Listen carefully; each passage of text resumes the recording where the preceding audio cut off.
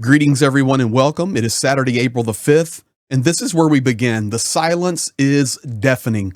Speaking specifically in regard to the war in Ukraine, the other events that are happening around the world, and laser focused on the attack last night in Kryvyi Rih, the hometown of President Zelenskyy. Yes, there have been some statements made, but in general, the silence is absolutely deafening because the narrative of the terrorist invading nation, the butchers led by Vladimir Putin, is getting to the right places in the world. And today we're going to combat against that. Thank you for being here, sharing, liking, and commenting. I have lots of video to share with you, lots of updates, and we're going to fight against this Russian evil today. Now, let's start here. Zelenskyy, spot on. Zelenskyy is not happy.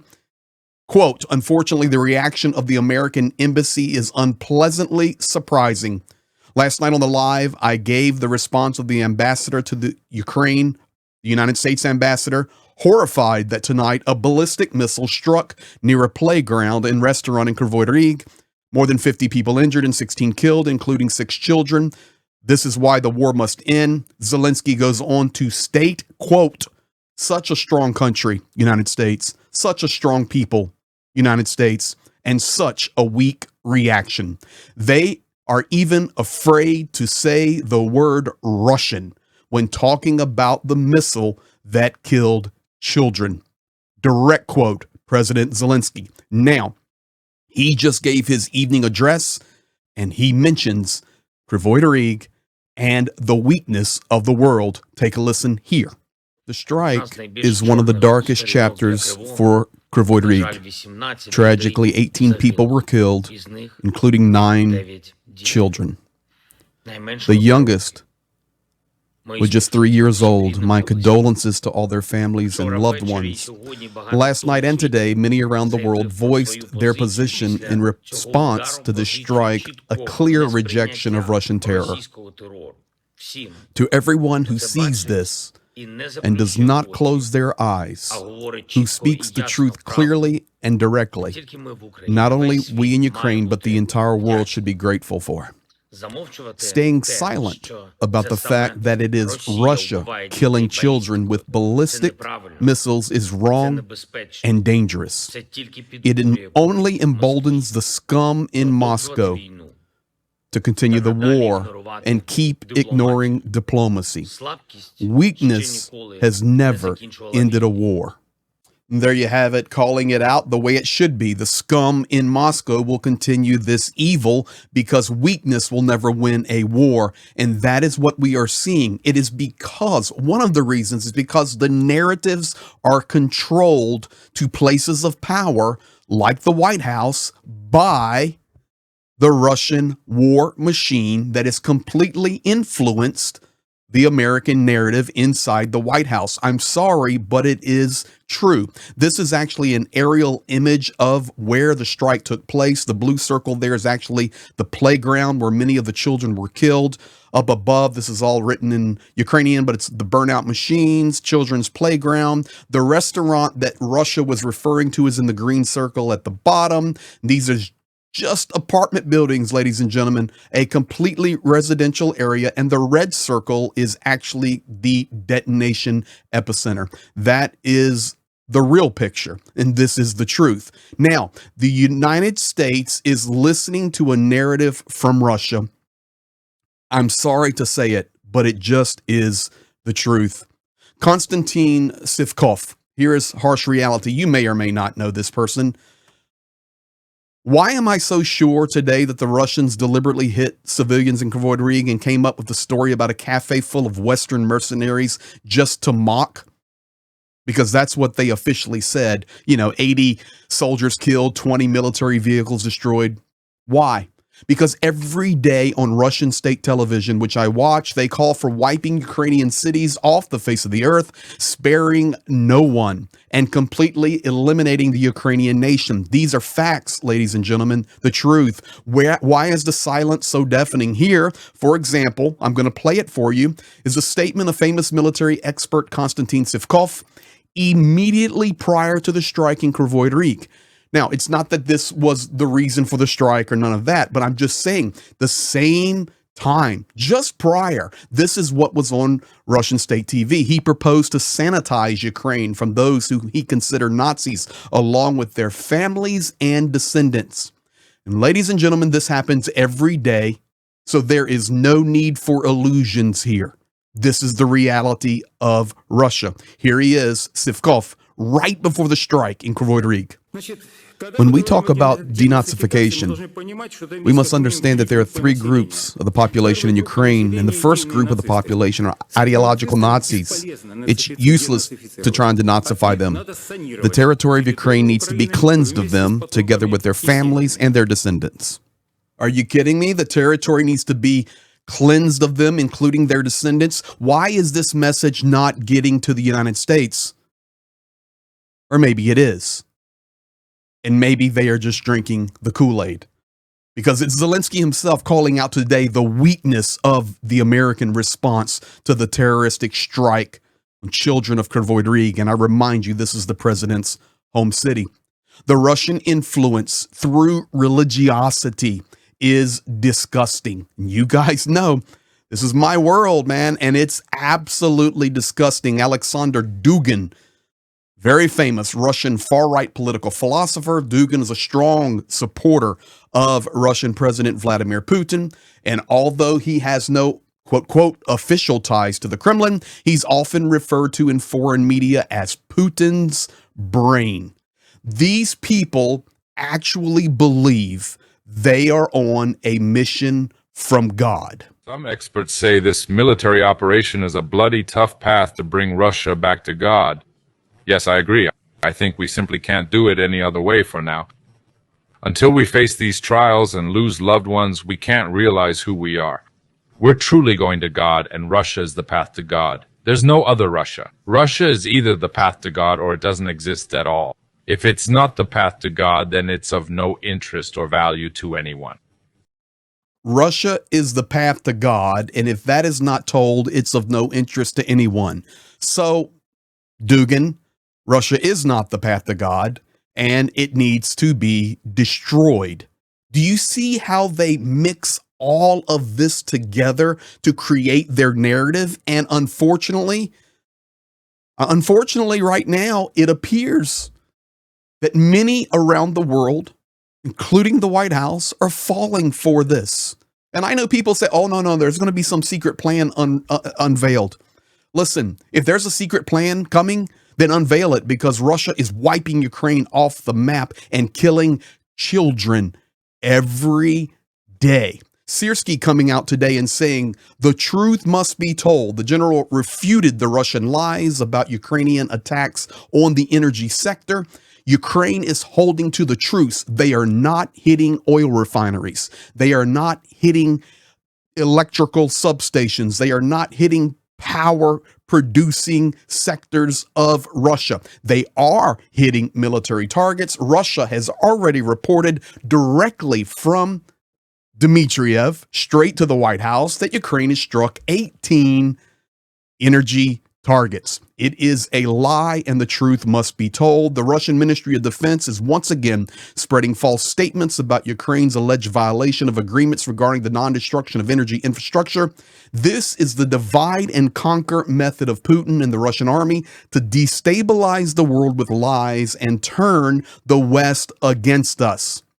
That's directly from Sierski today. It is bullseye. Ukraine fighting, sharing the truth. And how do we get the message out? You see the protests that are happening around the United States today. They're happening around Europe. What can you do? Share this video. Leave a comment. Leave a like. Write a letter to your elected officials. Do anything to stand with Ukraine and fight with those who are fighting against this propaganda, like I do and many other of my friends in this YouTube community and other platforms. Fight.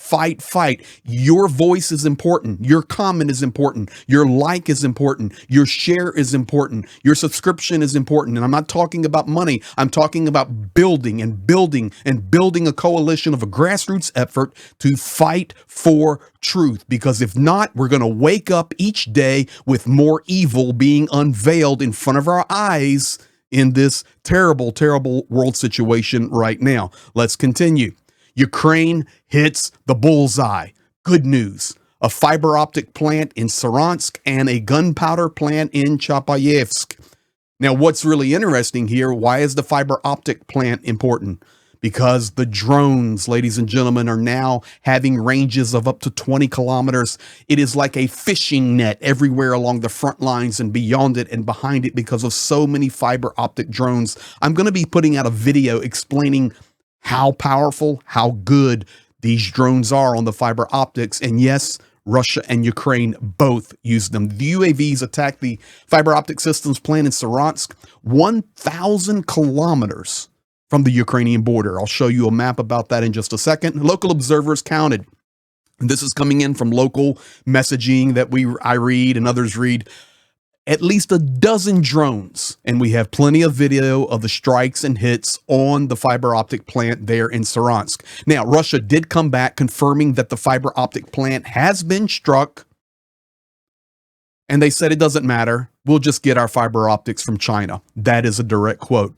Ukraine also hit Chapayevsk. Local authorities confirmed drones attacked the Promsenets plant, which produces gunpowder and explosives for the Russian army. Ukraine striking military targets. Where were they? 1,000 kilometers on the left. You can see the border there in the blue of Ukraine. Red circles is where both of these targets were hit, over 1,000 kilometers from the Ukrainian border. You're talking about a powerful military machine and planning. It also exposes the weakness of the Russian air defense and Russian military and Russian army to defend the back end of their assault inside Ukraine. Why can't we just figure this out and get the job done? Now, we know that Dmitriev, during the tariffs and this guy on the right, sanctioned by the Treasury Department, lifted so he could come and literally spew Russian propaganda directly into the ears, I know, of Steve Witkoff. Also, there were other cabinet members he was speaking to at the White House. Remember, he said, oh, sanctions? Well, we're not on the list. And by the way, sanctions actually helped the Russian economy. Now, ladies and gentlemen, we know the American economy. I'd rather say the American markets have responded horribly to the tariffs. Absolute bloodbath around the world. But look at Moscow markets. You see the bottom there, February of 22. That's when the invasion, full-scale invasion and the full-scale war broke out in Ukraine. You can see how the markets tanked all the way down to February of 22. Look at the steady climb of the Moscow market up to December of 2024. And then after the presidential election and inauguration of Donald Trump, a big spike in the Russian markets. Yes, there has been a dip, but nothing equivalent to what is happening around the rest of the world. Isn't it interesting that even though we're trying to cripple Russia economically, you can see how the markets are responding. And already Monday, they are looking for a green opening on the Moscow markets. How's that working for you? I just don't get it. Additionally, Zelenskyy continues to stay under attack from the American administration. I'm going to show you this video clip, just a portion of it, because I can't stand Tucker Carlson. The guy is a traitor to the United States of America, and I will debate anybody, anywhere, anytime who thinks he's not a traitor. He is a traitor. He has drank the Kool-Aid. And yes, he used to be the fanboy of the conservatives, Fox News, biggest dude. And his narratives were a little bit different and more conservative. And I don't know if saying more conservative is proper. So forgive me if that's incorrect. It was just more gentle. And he started going down a black hole of evil. And now this guy's a flat out traitor to the United States of America. And I will gladly debate anybody who suggests any different, because I know I have a lot of conservative friends that would say, Greg, you're wrong on that. No, I'm not wrong. The dude is nothing but a Russian bot. That's all he is. He is not a patriot. he is a traitor. Now we have Besant sitting with him. And I will say, Besant did call Zelenskyy a hero. But, ladies and gentlemen, that's about all we got out of Besant. And this is the Treasury Secretary of the United States who's responsible for working out this mineral deal. I personally think Russia and the U.S. are working on a backdoor deal, but that's just my opinion, and I'm trying to stay facts only. Here it is. This is Zelenskyy under attack. Expect a man like that in a highly precarious position, I think it's fair to say, to like assume a high-handed tone with American officials and berate them and sniff a lot and say, just basically act like a crazy person. Like, how do you account for that? The arrogance. What is that? Look, a couple of things is he was a performer, kind of a vaudevillian, and he was an ordinary person thrown into a fraught time, rose to the occasion, yes, was heroic, yes, and I think is stuck. And I think under a tremendous amount of pressure, I think that some of the government officials around him and the cabinet are very good. I think some of the people around him, he's not getting the best advice, that his advisors are not perfect. So you can see he's trying to navigate the waters there with Trader Tucker. I mean, he goes erratic. What's he sniffing for? People do sniff. Oh, he's arrogant. And it's going back to the White House meeting there with President Trump and Vice President J.D. Vance, where they attacked him. He was defending his nation. And I don't care that he was sitting in that White House. You talk about a sacred ground. They called it, and you can't do that in the White House. Well, why can Kid Rock come in there looking like a clown and Elon Musk put boogers on the desk from his children? Let's talk about it if you want to talk about a sacred and holy place. No, that's a false narrative. That's nothing but just Moscow propaganda puking everywhere, folks. The deal is Zelenskyy was defending his nation, trying to show President Trump the realities of Ukraine, and they didn't want to hear it because they already had an agenda. Not a conspiracy theory. It's just a fact. They want to destabilize Zelenskyy. Kudos to Besant for calling him a hero there for a moment, but then speaking about the people around him, they're not very good. And you could see he was trying to navigate the waters. He goes, well, he's just a vaudevillian, a comic, a comedian act. And he came to power and all of this broke out.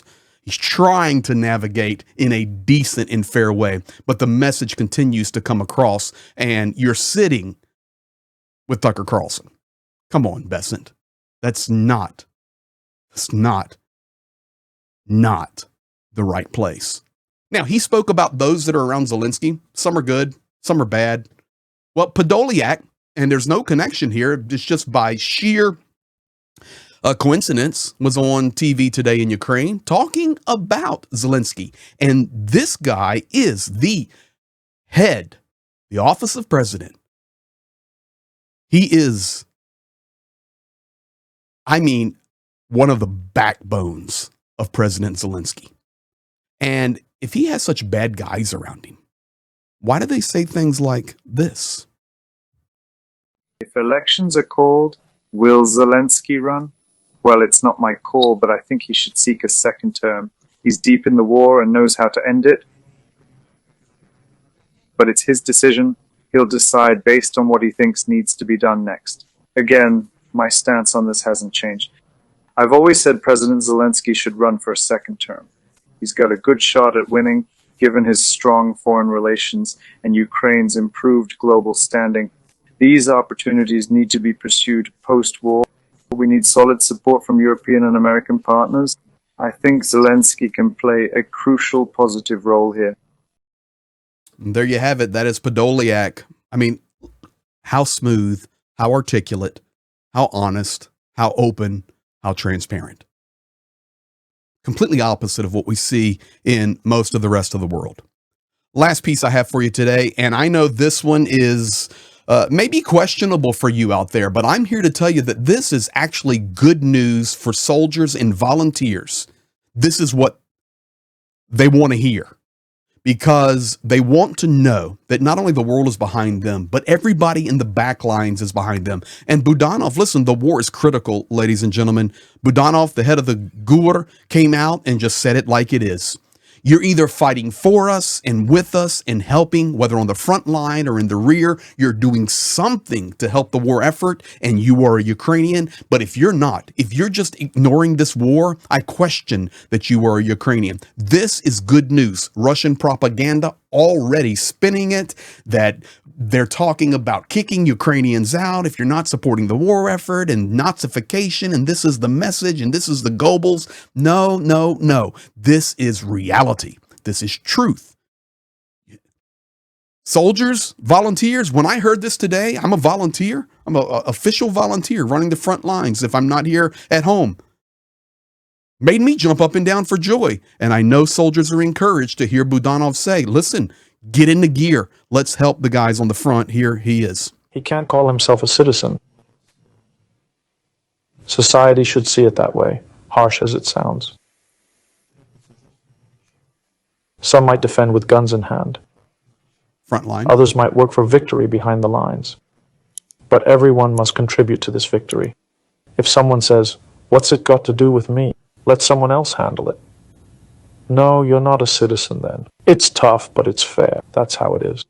It's tough, but it's fair, but that's how it is. Everybody must work together for this victory inside Ukraine and outside Ukraine. And yes, the silence is deafening as we hear a lot of Russian propaganda controlling the narrative. But ladies and gentlemen, today I've shared with you the truth, and I thank you for sharing.